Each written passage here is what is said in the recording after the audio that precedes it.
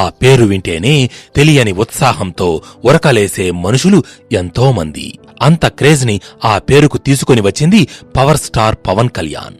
Megastar తమ్ముడిగానో అల్లు రామలింగయ్య గారి బంధువుగానో కాకుండా ఒక సినిమా హీరోగా ఎదిగాడు.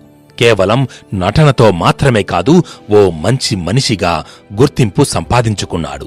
పవన్ కళ్యాణ్ వ్యక్తిత్వానికి ప్రత్యేకతను సంపాదించి పెట్టింది మాత్రం అతను చేసిన మంచి పనులే. సినిమాల్లోకి అడుగుపెట్టింది మెగాస్టార్ తమ్ముడిగానే. అయినా చాలా తక్కువ కాలంలో తనకంటూ ఓ ప్రత్యేకతను సంపాదించుకున్న వ్యక్తి power star Pawan Kalyan. Power star అన్న బిరుదు కేవలం తన నటనా చాతుర్యంతో అభిమానులను మెప్పించి వారి నుంచి కానుకగా అందుకున్న మనిషి. అతను కేవలం ఓ స్టార్ హీరోగా, పవర్ స్టార్గా మిగిలిపోలేదు. ఓ మంచి మనిషి అని కూడా నిరూపించుకున్నాడు. మనం చేసే పనులను బట్టి మనం ఎలాంటి వాళ్ళం అనేది అందరికీ తెలుస్తుంది. అలా తన మంచి మనసును సామాజిక కార్యకలాపాల్లో వినియోగిస్తూ ఓ ఉన్నతమైన వ్యక్తిగా అందరి మనసుల్లో చోటు సంపాదించుకున్నాడు. అతని వ్యక్తిగత జీవితం గురించి ఎంతమంది పుల్లవిరుపుగా మాట్లాడాలని ప్రయత్నిస్తున్నా సింహంలా గర్జిస్తూ అన్నింటినీ ఎదుర్కొంటూ తనకంటూ ఓ ప్రత్యేకమైన స్థానాన్ని సంపాదించుకున్నాడు. వ్యక్తిగత జీవితంలో ఎన్ని ఆటుపోట్లు, లోటుపాట్లు అయినా ఉండొచ్చు, కానీ బయటి ప్రపంచానికి అతనేంటి అనేది చూపించాడు. ఎంతోమంది డబ్బున్న వాళ్ళు చేయలేని పని, రాజకీయ నాయకులు చేయలేని పని అతడు చేస్తున్నాడు. ఇనప్పెట్టెలో సొమ్మును భద్రంగా దాచుకొని తమ వారసులకు అందివ్వాలనే తపన తప్ప ఆకలితో అలమటించే 10 మందికి మానవత్వంతో పట్టెడన్నం పెట్టాలి అనే ఆలోచన పొరబాటున కూడా రాని మనుషులు ఉన్న ఈ సమాజంలో ఎప్పుడూ పరుల కోసం ఆలోచిస్తూ వాళ్ల బాగు కోసం ఖర్చు చేసే పవన్ కళ్యాణ్ ఎంతో మేలు కదా మిత్రమా. ఎంత డబ్బు ఉన్నా దానికో ప్రయోజనం ఉండేది పక్కవాడి కష్టాన్ని తగ్గించినప్పుడే. తన ఆస్తిలో చాలా వరకు సామాజికంగా సేవా మార్గాల్లో ఉపయోగించాడు. అంటే బయట జనాలకు సాయం చేయడానికి ఉపయోగించాడు. ఇలాంటి మంచి మనసు ఎంతమందికుంటుంది? అతని ప్రతి మాట ఒక మిసైల్లా దూసుకుపోతుంది జనం గుండెల్లోకి. పవన్ కళ్యాణ్ 5 అడుగుల 10 అంగుళాల ఓ బుల్లెట్ రూపమే కాదు, మాట కూడా ఒక మిసైల్. ఎదుటివారి మనసులను నేరుగా వచ్చి తాకుతుంది. అందుకే ఓ అభిమాని అంటే ఆయన నటనకు కాదు, కానీ పవన్ కళ్యాణ్ మీద ఓ పుస్తకం రాసేశాడు. ప్రజలకు మంచి చేయాలనే ఆలోచన తప్ప మోసం చేయాలి, ఏదో దండుకోవాలి అనే ఆలోచన పొరబాటున కూడా తన మనసులో రాని వ్యక్తి పవన్ కళ్యాణ్. ఏ పదవైనా కొన్నాళ్ళు లేదా కొన్నేండ్లు కష్టపడితే సొంతమవుతుందేమో గాని పవన్ కళ్యాణ్ అన్న పేరే ఓ పెద్ద పదవి. ఆ స్థానంలోకి ఎవ్వరూ రాలేరు. పవన్ కళ్యాణ్ రాజకీయ పరంగా 2 చోట్ల ఓడిపోయారు, నిజమే. కాకపోతే ఇక్కడ ఆలోచించవలసిన ఓ చిన్న విషయం ఉంది. అదేంటంటే ఓడిపోతేనే జనాలకు అంత సాయం చేస్తున్నాడంటే ఇక గెలిస్తే ఇంకెంత చేస్తాడో ఆలోచించవచ్చు. సినిమా పరంగా అయినా రాజకీయ పరంగా అయినా పవన్ కళ్యాణ్ ఓ విలక్షణమైన వ్యక్తిత్వం ఉన్న మనిషి. రికార్డులు కొల్లగొట్టడానికో ఆస్తులు కూడబెట్టడానికో సినిమాలు చేసేవాళ్లు ఉంటారు, కానీ పవన్ కళ్యాణ్ మాత్రం కౌలు రైతుల కష్టాలు తీర్చడానికి సినిమా చేశాడు. జనాల కష్టాన్ని అర్థం చేసుకుని వాటిని తీర్చే జనసేనాని పవన్ కళ్యాణ్. పవన్ కళ్యాణ్ జీవితంలో జరిగిన విశేషాలు, వినోదాలు, విషాదాలు అన్నీ తెలుసుకోవాలి అనుకుంటే ఇక ఆలస్యం చెయ్యడమెందుకు, ముందుకెళ్ళిపోదాం. ఇది కుకు ఎఫ్ఎం. నేను నరేన్.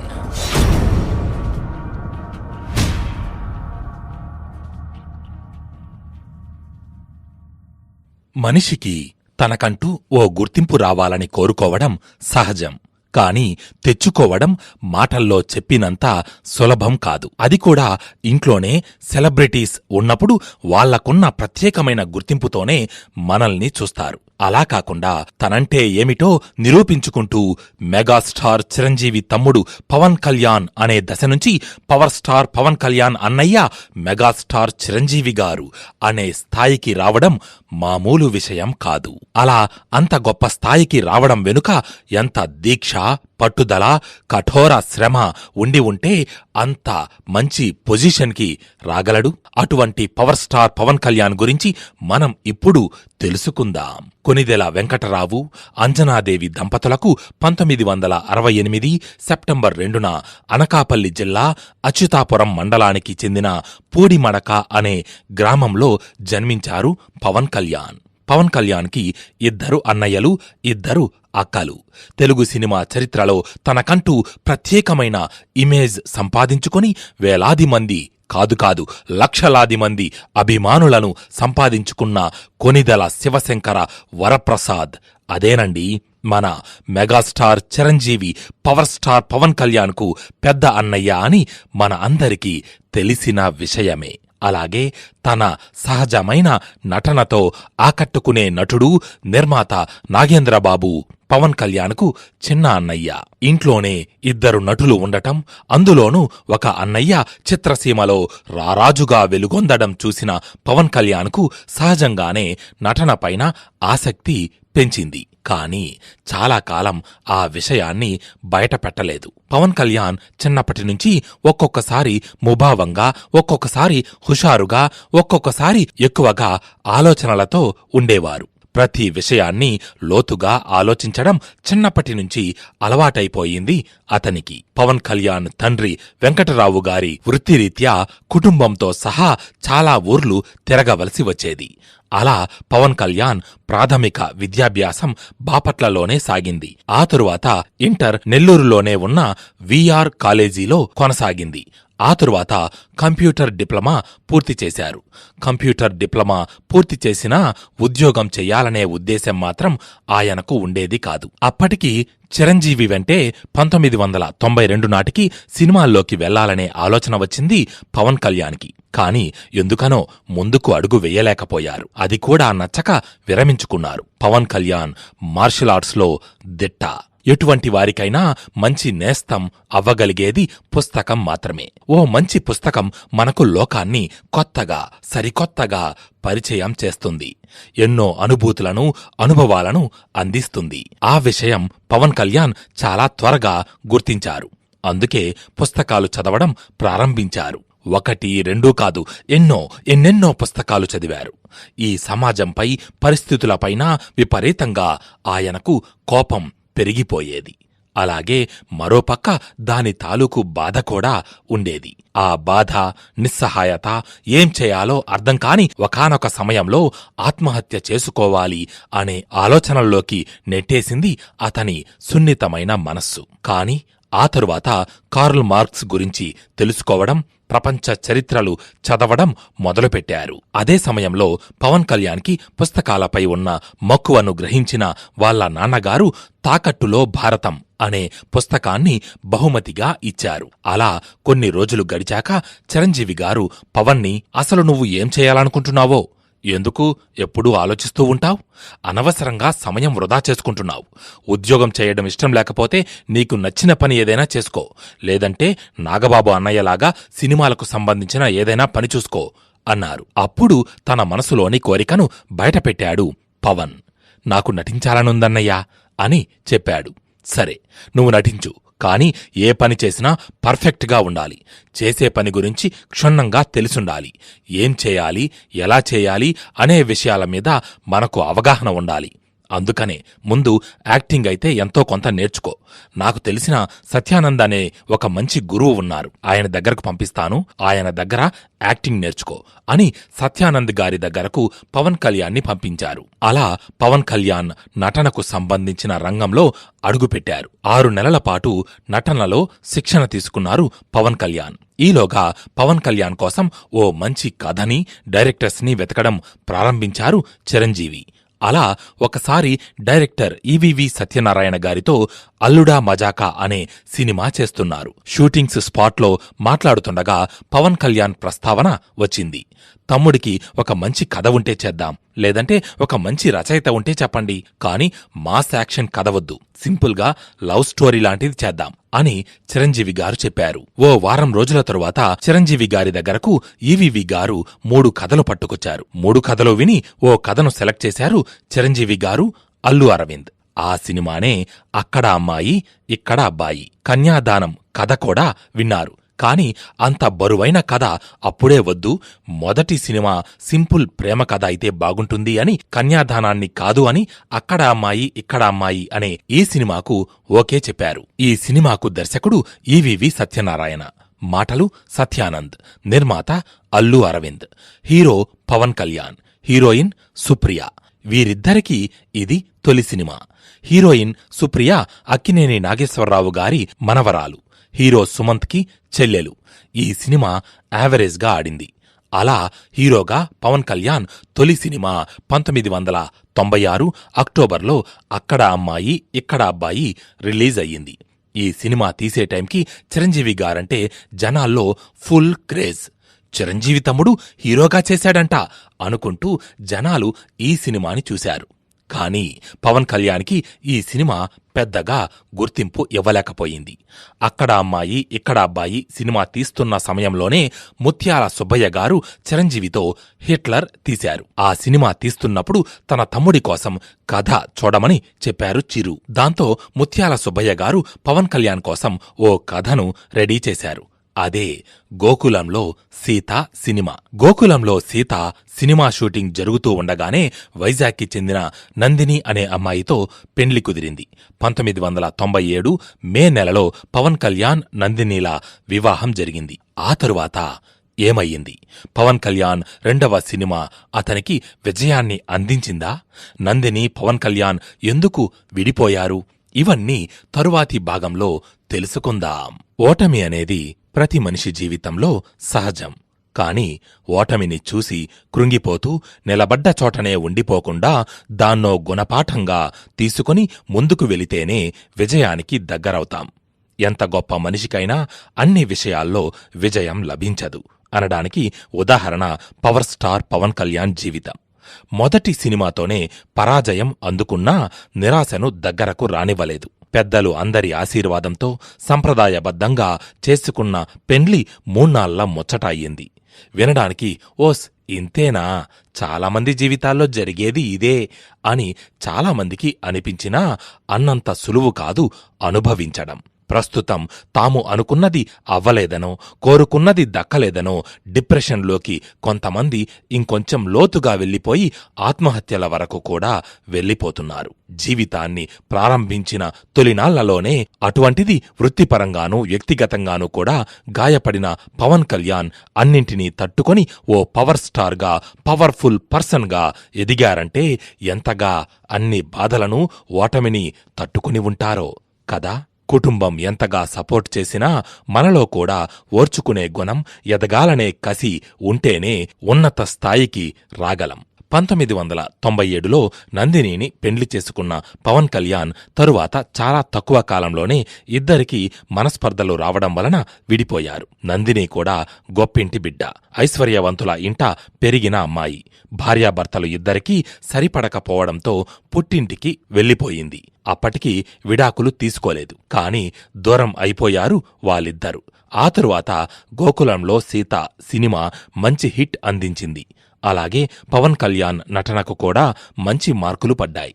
ఈ అబ్బాయి బాగా చేస్తున్నాడు అనే గుర్తింపు వచ్చింది. ఆ సినిమా చేస్తూ ఉండగానే భీమనేని శ్రీనివాసరావు ద్వారా సుస్వాగతం సినిమా ఆఫర్ వచ్చింది పవన్ కళ్యాణ్కి. ఆ సినిమా గురించి తెలిసిందే కదా.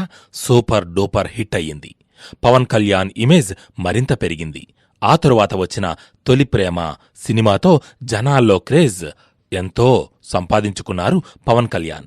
అతని కోసం అభిమాన సంఘాలు ఏర్పాటు చేశారు వీరాభిమానులు. ఒక విధంగా చెప్పాలంటే పవన్ కళ్యాణ్ కెరీర్కి ఫస్ట్ బ్రేక్ ఇచ్చిన సినిమా ఇది. ఆ తరువాత తమ్ముడు సినిమా కూడా మంచి హిట్ అందించడంతో పవన్ కళ్యాణ్ రేంజ్ మరింత పెరిగింది. తొలి ప్రేమ, తమ్ముడు హిట్ల తరువాత కొత్త దర్శకులను పవన్ కళ్యాణ్ ప్రోత్సహిస్తున్నాడని తెలిసి పూరీ జగన్నాథ్ అతని కోసం 2 కథలు సిద్ధం చేసుకున్నాడు. కాని పవన్ కళ్యాణ్ని ఎలా కలుసుకోవాలో అర్థం కాలేదు పూరీకి. అతన్ని కలవడం కోసం చాలా తిప్పలు పడ్డాడు. చివరికి కెమెరామెన్ చోటాకే నాయుడు సహాయంతో పవన్ని కలిశారు పూరీ. 2 కథలని ఎక్స్ప్లెయిన్ చేశారు పూరీ.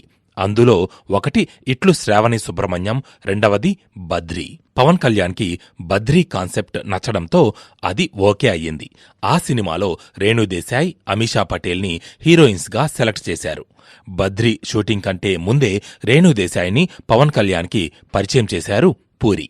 అప్పటికే పవన్ మొదటి భార్య నందిని ఇంటి నుంచి వెళ్లిపోయి చాలా కాలమయ్యింది. రేణుదేశాయ్, పవన్ కళ్యాణ్ ఇద్దరికీ మంచి స్నేహం కుదిరింది.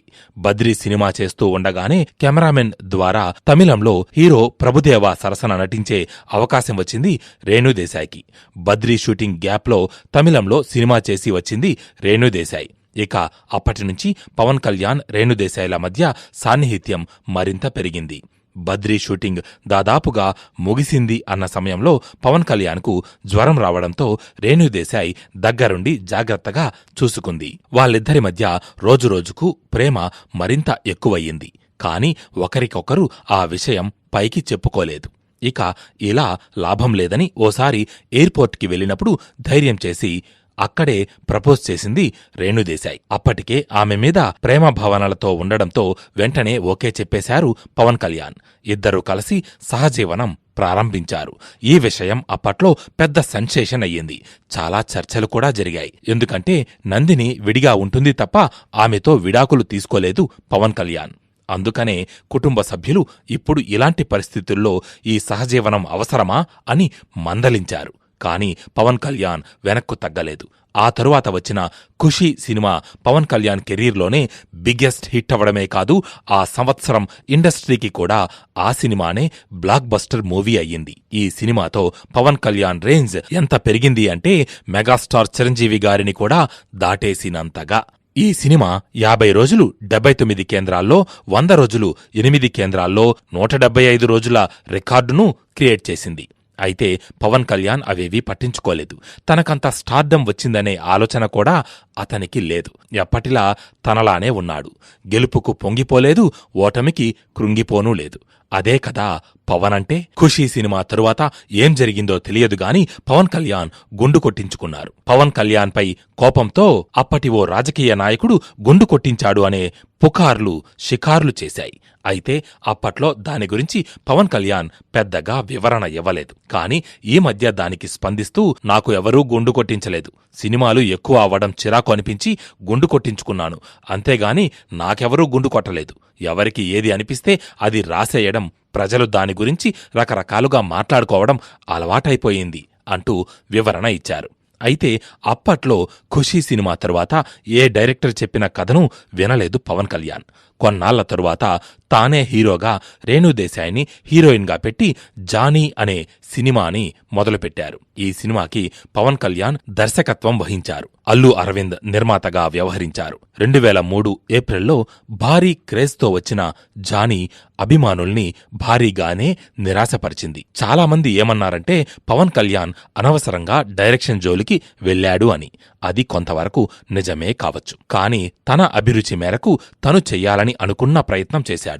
ఆ తరువాత అతని జీవితం ఏ మలుపులు తిరిగింది. ఓ సాధారణ వ్యక్తిగా మొదలైన అతని పయనం మరొక వ్యక్తికి అతని జీవితాన్ని పుస్తకంగా రాయాలనే ఆలోచన వచ్చేంతగా ఎలా ఎదిగాడు. ఇంతకీ ఆ పుస్తకం పేరేమిటి, ఎవరు వ్రాశారు? తరువాతి భాగంలో విని తెలుసుకుందాం. మనమేంటో ఎదుటివారికి తెలియాలంటే మనం మనలా ఉంటే చాలు. కేవలం నటించడం వల్ల వచ్చే అభిమానం పాలుపొంగులా కొన్నాళ్లకు చల్లారిపోతుంది. కాని కొన్ని పరిస్థితుల్లో మనం రియాక్ట్ అయ్యే విధానం మన గురించి అందరికీ తెలిసేలా చేస్తుంది. పవన్ కళ్యాణ్ విషయంలో కూడా అదే జరిగింది. జానీ సినిమా తరువాత 2004లో వీరశంకర్ బైరిశెట్టి దర్శకత్వంలో గుడుంబా శంకర్ మొదలయ్యింది. అప్పటికే పవన్ కళ్యాణ్, రేణుదేశాయ్ సహజీవనంలో ఉన్నారు. ఈ సినిమా జరుగుతున్నప్పుడే పవన్కి రేణుదేశాయ్ గారికి కొడుకు అకీరానందన్ జన్మించాడు. 2004 సెప్టెంబర్ నెలలో గుడుంబా శంకర్ విడుదలయ్యింది. ఈ సినిమా కూడా అభిమానుల్ని భారీగానే నిరాశపరిచింది.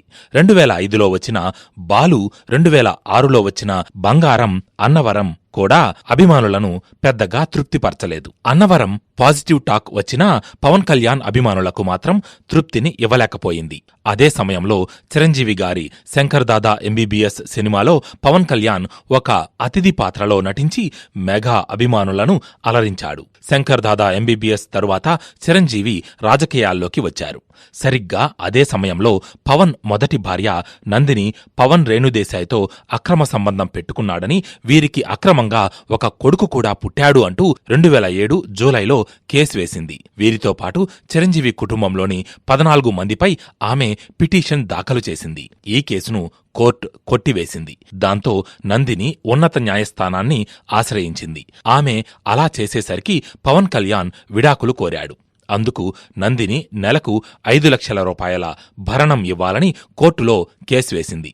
ఈ కేసును కూడా కోర్టు కొట్టివేసింది. అయినా కూడా నందిని వెనకడుగు వేయకుండా ఉన్నత న్యాయస్థానాన్ని ఆశ్రయించి స్టే తెచ్చుకుంది. ఇవన్నీ ఎందుకని తన రాజకీయ సినీ జీవితంలో మచ్చలు మిగిలిపోకూడదని చిరంజీవి గారు నందిని వాళ్ల అమ్మగారిని పిలిపించి 5 కోట్లకు సెటిల్మెంట్ చేసుకున్నారు. దాంతో నందిని అన్ని కేసులను వెనక్కు తీసుకుంది. 2008 ఆగస్టు 12న పవన్ కళ్యాణ్కి నందినికి విశాఖపట్నం ఫ్యామిలీ కోర్టులో విడాకులు మంజూరయ్యాయి. ఈ కోర్టు కేసు జరుగుతున్న సమయంలోనే తన స్నేహితుడు త్రివిక్రమ్ దర్శకత్వంలో జల్సా సినిమా మొదలయ్యింది.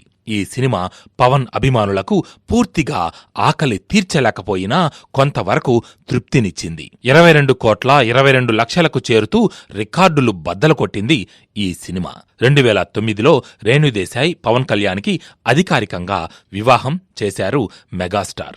ప్రజారాజ్యం పార్టీ తరపున పవన్ కళ్యాణ్ అహర్నిశలు ప్రచారం చేశారు. ఆ పార్టీ యువజన నాయకుడిగా ఎటువంటి పదవులు ఆశించకుండా ఆ ఎన్నికల్లో ప్రచారం చేశారు. అయితే ఆ ప్రచారంలో ఆవేశం ఎక్కువ, ఆలోచన తక్కువగా ఉంటుంది ఆయన మాటల్లో. 2009 ఎన్నికల్లో ప్రజారాజ్యం పార్టీ ఘోరంగా ఓడిపోయింది. 2010లో వచ్చిన పులి సినిమా కూడా ఫ్లాప్ అయ్యింది. ఆ తరువాత 2011లో వచ్చిన తీన్మార్, పంజా కూడా తీవ్ర నిరాశనే మిగిల్చాయి అభిమానులకు. వరుసగా సినిమాలు పోయినా పవన్ కళ్యాణ్ క్రేజ్ మాత్రం తగ్గలేదు. తెలుగు ప్రజలు ఒక్కసారి నమ్మితే జీవితాంతం గుండెల్లో పెట్టుకుంటారు అనడానికి ఇదొక ఉదాహరణ. అయితే ఇక్కడ మీకు ఇంకొక విషయం చెప్పాలి. అసలు పవన్ కళ్యాణ్కి ఎందుకంత క్రేజ్ వస్తుందో తెలుసా? నటన పరంగా మాత్రమే అభిమానం సంపాదించుకొని ఉంటే కొన్ని రోజుల్లో ఆ అభిమానం వేడి వాడి తగ్గిపోయేది. కాని మానవత్వం, సమానత్వం చూపించిన మనుషులను, మనసులను మరచిపోవడం అసాధ్యం. కొమరం పులి షూటింగ్ అన్నపూర్ణ స్టూడియోలో జరుగుతున్న సమయం అది. నైట్ షూటింగ్ రాత్రి 2 గంటలకు ప్యాకప్ చెప్పారు. అందరూ ఎటువాళ్లు అటు వెహికల్స్లో వెళ్లిపోతున్నారు. కాని కొంతమంది లేడీ జూనియర్ ఆర్టిస్టులు మాత్రం నడుచుకుంటూ కృష్ణానగర్ వైపు వెళుతున్నారు. ఈలోగా పవన్ కళ్యాణ్ కూడా తన కారులో వెళ్తున్నారు. దారిలో వాళ్లను చూసి పవన్ కారాపి మీరెందుకు నడిచి వెళ్తున్నారు అని అడిగారు. మేము రోజూ ఇంతే సార్, నడుచుకుంటూ వెళ్తాం. మేము జూనియర్స్ కదా, మాకు వెహికల్స్ పెద్దగా ఇవ్వరు అని చెప్పారు వాళ్ళు. సరే, అయితే ప్రస్తుతం ఇప్పుడు నా కారు లేకండి, రేపు దాని గురించి మాట్లాడతాను, మీ ఇంటి దగ్గర డ్రాప్ చేస్తాను అన్నారు పవన్. కాని ఆ జూనియర్స్ పర్వాలేదు సార్, మా ఇల్లు దగ్గరే, మేం నడుచుకుంటూ వెళ్ళిపోతాం, మాకిది అలవాటే అని పవన్కి చెప్పారు. కాని అందుకు పవన్ కళ్యాణ్ ఒప్పుకోలేదు. మీరు నా కారెక్కుతారా, లేకపోతే నేనే కారు దిగి మీతో నడవాలా అని అన్నారు. ఆ మాట వినగానే జూనియర్ ఆర్టిస్టులు 4 ఆయన కారులో ఎక్కారు. వాళ్లను దింపేశాక ఏజెంట్ పేరు కనుక్కొని తన ఇంటికి వెళ్ళిపోయాడు. తెల్లవారిన తర్వాత పవన్ కళ్యాణ్ వెంటనే ఏజెంట్ని పిలిపించి జూనియర్ ఆర్టిస్టులకు వెహికల్ ఎందుకు పెట్టలేదు అని అడిగారు. వాళ్లకు మేము ఎప్పుడు వెహికల్ పెట్టం సార్, దగ్గరే కదా, నడుచుకుంటూ వెళ్ళిపోతారు, మరీ దూరమైతే తప్ప మేము పెద్దగా వెహికల్స్ పెట్టం సార్ అన్నాడు. అంతే, వెంటనే పవన్ కళ్యాణ్ బెల్ట్ తీసి 2 రౌండ్లు దరువు వేశాడు. ఇంకొకసారి జూనియర్ ఆర్టిస్టుల్ని నడిపించావని తెలిసిందంటే పనిష్మెంట్ వేరేలా ఉంటుంది. ఆడవాళ్లు అర్ధరాత్రి అలా నడుచుకుంటూ వెళ్తే జరగరానిది జరిగితే ఎవరిది బాధ్యత? ఆ తరువాత వాళ్ళ పరిస్థితేంటి? వాళ్ళ కుటుంబ సభ్యులకు మళ్లీ వాళ్లను తెచ్చి ఇవ్వగలవా? వాళ్ల ద్వారా డబ్బులు సంపాదిస్తున్నావు కదా, వాళ్ల కోసం కొంత ఖర్చు పెట్టు, ఇంకొకసారి అలా జరగకుండా చూసుకో అని గట్టిగా వార్నింగ్ ఇచ్చి పంపించారు. ఎదుటివారి కష్టాన్ని చూసి జాలిపడేవాళ్లు చాలామందే ఉంటారు. కాని ఆ కష్టానికి ఓ పరిష్కారం ఆలోచించి ఆచరణలో పెట్టేవాళ్లు చాలా తక్కువ. అలా ఆచరించే వ్యక్తి పవన్ కళ్యాణ్. ఇంకొకసారి ఏం జరిగిందంటే లైట్ మెన్స్ నీరసంగా పనిచేస్తున్నారు. వాళ్ళ దగ్గరకు వెళ్లి ఎందుకంత నీరసంగా ఉన్నారు అని అడిగాడు పవన్ కళ్యాణ్. భోజనాలైపోయాయని మేనేజర్ తెప్పిస్తున్నారట సార్ అని చెప్పారు వాళ్ళు. వెంటనే మేనేజర్ని పిలిపించి ఫుడ్ అందరికీ సరిపోయేలా చూసుకోవాలి కదా అని గట్టిగా వార్నింగ్ ఇచ్చారు. తరువాత ప్రొడ్యూసర్ని పిలిపించి లైట్మెన్స్ తిన్నాక ఆపైన మరొక గంట తరువాత లైట్మెన్స్ ఓకే అంటేనే షూటింగ్ మొదలు పెడదాం, అంతవరకు షూటింగ్ ఆపండి అని చెప్పారు పవన్ కళ్యాణ్. మామూలుగా ఇలాంటి విషయాల్ని ఏ హీరో కూడా పట్టించుకోడు. కానీ పవన్ కళ్యాణ్ అలా కాదు. అందరి కడుపు నిండాకనే తన కడుపు నిండాలనుకుంటాడు. మీకు తెలుసా, పవన్ కళ్యాణ్ షూటింగ్లో ఉంటే అందరికీ ఒకేలా ఫుడ్ సర్వీస్ ఉంటుంది. లొకేషన్లో ఉన్న వాళ్ళందరికీ తనకి ఏం పెడుతున్నారో అదే ఫుడ్ పెట్టాలి. లేకపోతే లొకేషన్లో ఉన్న వాళ్ళందరికీ ఏది పెడితే తనకి కూడా అదే పెట్టాలి. స్పెషల్గా ఆయన కోసం ఏమీ తెప్పించకూడదు. That is Pawan Kalyan. అందుకే పవన్ కళ్యాణ్కి అంత క్రేజ్ ఉంది. ఇలాంటి క్రేజ్ సినిమాలు హిట్స్ అవ్వడం వల్ల మాత్రమే రావు, వ్యక్తిత్వం వలన మాత్రమే వస్తుంది. తెలిసి తెలియక చేసిన పొరబాట్లే తప్పవుతాయి. పవన్ కళ్యాణ్ అలాంటి తప్పులు చేశాడా? ఏంటా తప్పు? ఇలాంటి మరెన్నో ఆసక్తికరమైన విషయాలను తెలుసుకోవాలంటే తరువాయి భాగానికి వెళ్ళిపోవలసిందే. మనల్ని వద్దు అనుకొని వెళ్ళిపోయిన వాళ్లే మన గురించి మంచిగా చెబితే ఆ కిక్కే వేరబ్బా కదా. నిజం, ఇది నిజం. పవన్ కళ్యాణ్తో విడాకులు తీసుకున్న రేణుదేశాయ్ ఓ ఇంటర్వ్యూలో పవన్ గురించి చెప్పిన మాటలు వింటే ఆశ్చర్యపోతారు. ఇంతకీ ఏమన్నారో తెలుసా? మనం ఇష్టపడే వ్యక్తితో ఉండి బాగుండేది, కాని నా తలరాతలో ఇలా ఉంది.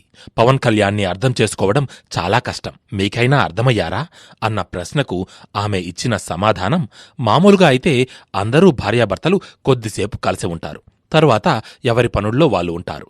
కానీ మాది సేమ్ ప్రొఫెషన్ కావడంతో 24 గంటలు మేము కలిసే ఉన్నాం. మేమిద్దరం భార్యాభర్తలులాగా కంటే బెస్ట్ ఫ్రెండ్స్ లాగా ఉన్నాం. బెస్ట్ ఫ్రెండ్స్ అంటే అన్నీ షేర్ చేసుకుంటాం. అలా అన్నీ పంచుకోవడంతో నాకు తను బాగా అర్థమయ్యాడు. తను డబ్బు పిచ్చి ఉన్న మనిషి కాదు, పవర్ పిచ్చి ఉన్న మనిషి కాదు. నేను తనతో కొన్నాళ్లు ట్రావెల్ చేశా కాబట్టి తన గురించి పూర్తిగా తెలుసు. జనమంటే పిచ్చి ఆయనకు. నేను చాలాసార్లు మీరు మంచి హీరో, మంచిగా డబ్బుంది, ప్రశాంతంగా ఉండొచ్చు కదా అనేదాన్ని. కాని పవన్ మాత్రం ఎప్పుడూ జనానికి ఏదో చెయ్యాలి అనే తపనతోనే ఉండేవారు. అది తన కర్మ ఏమో.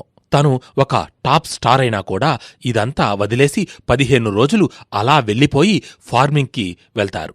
అక్కడ ఏదో ఒకటి ఆర్గానిక్గా వ్యవసాయం చేసేవారు. నేను ఏదో ఒకటి చేయాలి అంటూ ఉండేవారు. జనాలంటే పిచ్చి అతనికి.